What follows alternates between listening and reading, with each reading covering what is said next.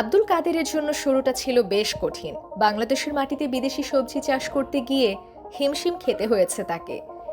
এমনি শুনেছেন নানা কটু কথাও, তবে কাদেরের মনোবল ছিল দৃঢ়। চেষ্টা ছিল একজন সফল উদ্যোক্তা হবার।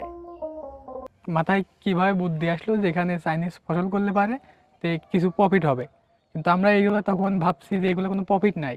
আবাদ করছে, আমরা অনেকেই বলা বলি করছে এগুলাতে কিছু নাই, খামাখাই হুদায় নষ্ট করে এগুলা। তো পরে এখন দেখি আস্তে আস্তে সে এক পর্যায়ে ভালো ইনকাম শুরু করছে, মানে সে উদ্যোক্তা নিয়ে সফল হয়েছে। ঈশ্বরদী উপজেলার বকারপুর গ্রামের তরুণ আব্দুল কাদের নিজের চেষ্টায় গড়ে তুলেছেন বিদেশি সবজির বিশাল প্রজেক্ট।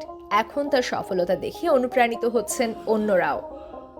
রাশিয়ানরা এই সবজিগুলা বেশি পছন্দ করে, তাই এগুলা আমরা অনেক জায়গা থেকে সংগ্রহ করি। এখানে এই সবজিগুলার অনেক চাহিদা, তাই আমরা বিভিন্ন জায়গা থেকে সংগ্রহ করি এবং অনেককে উৎসাহিত করি এগুলা চাষ করার জন্য।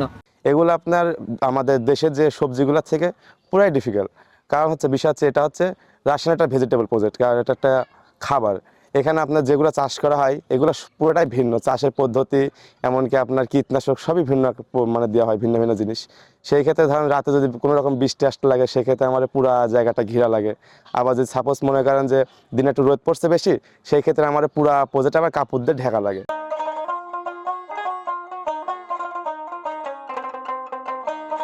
এক রাশিয়ান নাগরিক